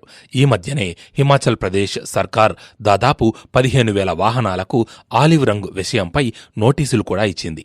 ఆయా రంగులను ఖచ్చితంగా మార్చుకోవాలని స్పష్టం చేసింది. ఆఖరికి అగ్రికల్చర్కి సంబంధించిన వాహనాలకు కూడా ఈ రంగు వేయకూడదు అన్నమాట. అంటే ట్రాక్టర్ల లాంటి వాహనాలకు ఆలివ్ గ్రీన్ కలర్ పెయింటింగ్ వేయకూడదని నిబంధనలో స్పష్టంగా ఉంది. కేవలం డిఫెన్స్ శాఖకు మాత్రమే ఆలివ్ గ్రీన్ వేసుకునే సదుపాయం ఉంది. అయినా అదే కలర్లో షేడ్స్ వేరైతే మాత్రం అదే రంగు వేయాలా, వేరే కలర్ వేయొచ్చు కదా అని అనిపిస్తుంది. కానీ ఒక్కొక్కరి బుద్ధి ఒక్కోలా ఉంటుంది అని అంటారు కదా. ఆ వాహనానికి ఈ రంగైతేనే బాగుంటుంది అనే ఆలోచన కావచ్చు, లేక ఆ కలర్ మీద ఇష్టం ఉండి ఉండొచ్చు కదా. సో అలాగే మొత్తానికి ఆ కలర్ మీద వివాదమైతే మొదలయ్యింది. మొత్తం మీద ఎలాగైతేనేం ఎన్నో వాదనలు ప్రతివాదనలు జరిగిన తరువాత చివరికి ఈ రంగు వివాదానికి తెరపడిందన్నమాట. ఇంతకీ ఏంటి ఆ రంగు అంటే అది ఎమరాల్డ్ గ్రీన్. రిజిస్ట్రేషన్ కూడా పూర్తయిపోయింది అని తెలంగాణ రోడ్డు ట్రాన్స్పోర్ట్ అధికారులు స్పష్టం చేశారు. అలాగే వారాహి వాహనానికి అన్ని అనుమతులు ఉన్నాయని కూడా చెప్పేశారు. కాబట్టి ఇక దానికి తిరుగులేదు. వారాహి రిజిస్ట్రేషన్ నంబర్ TS13EX8384 కేటాయించారని తెలుస్తోంది. ఇంకా ఈ నంబర్ రిజిస్ట్రేషన్ కోసం 5,000 రూపాయలు ప్రభుత్వానికి చెల్లించి రిజిస్ట్రేషన్ తీసుకున్నారట. సాధారణంగా స్పెషల్ నంబర్స్ అనేవి ఈజీగా ఎవరికీ అలాట్ చేయరు. అలాంటివి కావాలంటే ప్రభుత్వానికి 5,000 రూపాయలు కట్టి మనకు కావలసిన నంబర్స్ తీసుకోవచ్చు. వారాహికి కూడా అలాగే డబ్బులు కట్టి 8384 అనే రిజిస్ట్రేషన్ నంబర్ తీసుకున్నారని సమాచారం. ఈ వాహనంపై ఇన్ని వివాదాలు చుట్టుకోవడంతోటి ఎందుకైనా మంచిదని తెలంగాణలోని జగిత్యాల జిల్లా కొండగట్టు ఆంజనేయ స్వామి ఆలయంలో ప్రత్యేక పూజలు కూడా చేయించారు. పవన్ కళ్యాణ్ సభలు, రోడ్ షోలకు వెళ్లినప్పుడు కరెంట్ సరఫరా నిలిపివేస్తున్న ఉదంతాలు ఎదురవుతుండడంతో వారాహి వాహనంపైన చుట్టుపక్కల ప్రత్యేక లైటింగ్ సిస్టమ్ ఏర్పాటు చేశారు అని తెలిసింది. ఇక పవన్ కళ్యాణ్ జనసేన పార్టీ తరపున అతని కుటుంబ సభ్యులు గాని, మిత్రులు గాని, తోటి నటీనటులు గాని ఎవరెవరు ప్రచారం చేయడానికి వస్తారో చూడాలి అనే కుతూహలం చాలామందికి ఉంది. ఏవేవో ఊహాగానాలు కూడా మొదలయ్యాయి. మనకు మిత్రులు అనేవాళ్లు మనకు సహకరిస్తూ ఉంటారు కదా, అలా పవన్ కళ్యాణ్కి ఓ మంచి మిత్రుడు ఉన్నారు. అతనెవరో మీకందరికీ తెలుసు. అతనే నటుడు ఆలీ. ఆలీ వేరే పార్టీలో చేరాడు. దాన్ని చూసి అందరూ పవన్ కళ్యాణ్ ఎలా స్పందిస్తాడో అని చాలా కుతూహలంగా ఎదురుచూశారు. ఎందుకంటే జనరల్గా ఇలాంటివి జరిగితే నెగిటివ్ కామెంట్స్ చేయడం సహజమే. కానీ పవన్ కళ్యాణ్ తీరే వేరు. అందుకనే అతను తనదైన రీతిలో సమాధానం చెప్పారు. యాక్టర్స్ని బట్టి పాపులారిటీ రాదు. ఆ రెండింటికి డిఫరెన్స్ ఉంది. ఎక్కడికి వెళ్ళాలి, ఏం చేయాలి అనేది ఆలీ వ్యక్తిగత నిర్ణయం. అతనికి జగన్ బలమైన నాయకులు అని అనిపించుండొచ్చు, లేదా ఇంకొక పార్టీ పదవి ఇవ్వకపోవడం కూడా కారణమయ్యుండొచ్చు. అది అతని ఇష్టం కదా అని పవన్ కళ్యాణ్ స్పందించారు. మన చుట్టూ ఉన్నవారు మనకు సపోర్టుగా నిలబడినప్పుడు ఎవరైనా పాజిటివ్గా ఆలోచించగలరు. కానీ మనవాళ్లు మనకు వ్యతిరేకంగా ఉన్నప్పుడు కూడా వారిని అర్థం చేసుకోవడం అనేది మనుషుల్లో చాలా అరుదుగా ఉండే లక్షణం. అది పవన్ కళ్యాణ్లో ఉంది. జనసేన పార్టీ తరపున చిరంజీవి ప్రచారం చేస్తారని కూడా భావించారు. ఎందుకంటే సొంత తమ్ముడే కదా. సో చిరంజీవి ప్రజారాజ్యం పార్టీ పెట్టినప్పుడు ఎలాగైతే పవన్ అందులో తన వంతుగా ఏం చేయాలో అది చేశాడు, అలాగే పవన్ తరపున చిరంజీవి కూడా ఆ విధంగానే వస్తాడు అని అనుకున్నారు. కాకపోతే పవన్ కళ్యాణ్ ఈ విషయంపై స్పష్టంగా క్లారిటీ ఇచ్చారు. రాజకీయాలను అన్నయ్య, నేను వేర్వేరు కోణాల్లో చూస్తాం. కాబట్టి ఆ విషయం మా ఇద్దరికీ తెలుసు. అన్నయ్య కళాకారుడు, కాని నేను కాదు అని మన జనసేనాని చెప్పారు. జనసేన తరపున నటులు ఎవరు ప్రచారం చేయకపోవడానికి గల కారణాలేంటో నాకు తెలియదు గాని నాకంటే ప్రజాకర్షణ ఉన్న నటులు ఉన్నారు. కాని నేను యాక్టర్ల మీద ఆధారపడను, రాజకీయ సిద్ధాంతాల మీద ఆధారపడతాను అని పవన్ కళ్యాణ్ తెలిపారు. స్టార్డమ్ అనేది జనాలు రావడం వరకే పనిచేస్తుంది గాని మాట్లాడాల్సింది మనమే. రాజకీయ అవగాహన, భావజాలం, విధానపర నిర్ణయాలపై అవగాహన ఉండాలి. ప్రజాదరణ ఉన్న వ్యక్తికి ఏం మాట్లాడాలనే విషయాలపై పూర్తి అవగాహన ఉండాలి అన్నారు పవన్ కళ్యాణ్. బాబాయ్ ఓకే చెబితే ఎన్నికల ప్రచారంలో పాల్గొనడానికి తనకేమీ అభ్యంతరం లేదని తను సిద్ధం అంటూ గతంలో రామ్ చరణ్ చేసిన వ్యాఖ్యలు దృష్టిలో ఉంచుకొని పవన్ ఈ వ్యాఖ్యలు చేశారని అందరికీ అర్థమైంది. దీన్ని బట్టి ఆయన రామ్ చరణ్ని ప్రచారానికి ఆహ్వానించలేదని అర్థం చేసుకోవచ్చు. ఇలా అన్నింట్లోనూ తాను ఒక్కడే అన్నట్లుగా తిరుగుతూ అభిమానులను సంపాదించుకుంటూ అటు నటన పరంగా, ఇటు రాజకీయ పరంగా అన్నింటిలోనూ తనకంటూ ఒక ప్రత్యేకతను సృష్టించుకున్నారు పవన్ కళ్యాణ్. ఇక మునుముందు ఎన్నికల్లో ఏం జరుగుతుందో తెలియదు. సినిమాల పరంగా కూడా ఎంతవరకు ఏమేం హిట్స్ ఇస్తారు, ఇకపై ఎలాంటి సినిమాలు సెలెక్ట్ చేసుకుంటారో చూడాలి. కానీ పవన్ కళ్యాణ్ అంటే ఎప్పటికీ ఆ పవర్, ఆ క్రేజ్ మాత్రం తగ్గదు. ఇది పవన్ కళ్యాణ్ బయోగ్రఫీ. మీకు నచ్చిందని భావిస్తున్నా. పవన్ కళ్యాణ్ అడుగులు చిరంజీవి తమ్ముడుగానే మొదలైన తన వ్యక్తిత్వంతో, ఆలోచన విధానంతో తనకంటూ ఓ ప్రత్యేకతను సంతరించుకున్నారు. ఎంత గొప్ప మనిషికైనా ఏదో ఒక లోటు ఉంటుంది. ప్రతి మనిషిలో కొన్ని బలహీనతలు ఉంటాయి. దాన్నే గుచ్చి చూపించడం కంటే తన చుట్టూ ఉన్న మంచిని కూడా గుర్తించొచ్చు కదా. పవన్ కళ్యాణ్ 3 పెళ్లిళ్లు చేసుకున్నాడు, నిజమే. కానీ అతనికి, అతని కుటుంబ సభ్యులకు, అతని జీవితం నుంచి వెళ్లిపోయిన వారికి, వచ్చేవారికి లేని అభ్యంతరం మనకు మాత్రం ఎందుకు? అది అతని ఇష్టం. అది అతని వ్యక్తిగత జీవితం. విడిపోతాడో కలిసి ఉంటాడో అది అతని కుటుంబ వ్యవహారం. దాన్ని పబ్లిక్ చేయవలసిన పని లేదు కదా. దానికి అతను చేసే మంచి పనులకు సంబంధమే లేదు. మంచిని మంచిగానే గుర్తిస్తే బాగుంటుంది. తెల్లటి కాగితం మీద ఓ చిన్న నల్ల చుక్క ఉందని ఆ కాగితాన్ని బయట పడేయవలసిన పనిలేదు. ఆ నల్ల చుక్కని లోపంగా చూడకపోతే చాలు కదా. చాలామంది అనుకుంటారు పవన్ కళ్యాణ్కి పొగరు, అహంకారం ఎక్కువ అని. కాని అతను అనుకున్నది ముక్కుసూటిగా మాట్లాడతాడు, అంతే. ఎంతోమందికి తన వంతు సాయం చేయాలని కామన్ మ్యాన్ ప్రొటెక్షన్ ఫోర్స్ మొదలుపెట్టారు. ఆ చారిటీ ద్వారా ఎంతోమందికి సాయం చేశారు కూడా. తన అభిరుచి మేరకు తన ఫామ్ హౌస్లో వ్యవసాయం చేసుకుంటారు, పశువులను కాచుకుంటారు. ఇలా ఎంతమంది హీరోలు ఉన్నారు. ఖాళీ సమయం దొరికితే ఏదో ఒక దేశం వెళ్లిపోయేవారే గాని పాడి పంటలను సంరక్షించాలి అనే ఆలోచన చాలామందికి లేదు. ఎవరిష్టం వారిదే అయినా పవన్ కళ్యాణ్ అభిరుచికి కూడా ఓ అర్థం ఉంది, స్వచ్ఛత ఉంది.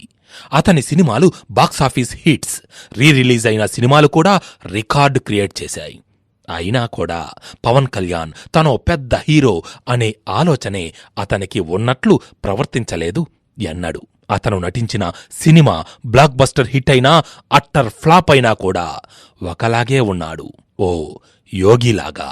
అందుకే అరుదైన పవన్ కళ్యాణ్ వ్యక్తిత్వం చూసి స్ఫూర్తి పొంది ఘన అనే అతను ద రియల్ యోగి అనే పుస్తకాన్ని రాసేలా ప్రేరేపించాడు. గెలిచినా ఓడినా ప్రజలకు సేవలు చేశాడు, చేస్తూనే ఉన్నాడు. ఎవరి సపోర్టు లేకుండా జనసేన పార్టీని స్థాపించాడు. అభిమానుల ఆదరాభిమానాలతో ముందుకు సాగుతున్నాడు. ఏం చేయాలి అనుకుంటాడో అదే చెబుతాడు, ఏం చెబుతాడో అదే చేస్తాడు. అతనికి దేవుడు ఇచ్చిన మరో వరం మాట. తను మాట్లాడే ప్రతి అక్షరం మీద అతనికి అవగాహన ఉంటుంది. ఏం మాట్లాడినా నేరుగా విషయం మీద మాట్లాడతాడు. అది పవన్ కళ్యాణ్ అంటే. అతని రూపం, నడక, నటన, నడత, అభిరుచులు, అలవాట్లు అన్నింటిలో ఓ స్పెషల్ ఇమేజ్ ఉంది అభిమానుల్లో. ఇప్పటికీ పవన్ కళ్యాణ్ అంటే విపరీతమైన క్రేజ్. ఎప్పటికీ పవన్ కళ్యాణ్ అంటే పవర్ స్టార్. ఇది కుకు ఎఫ్ఎం. నేను నరేన్.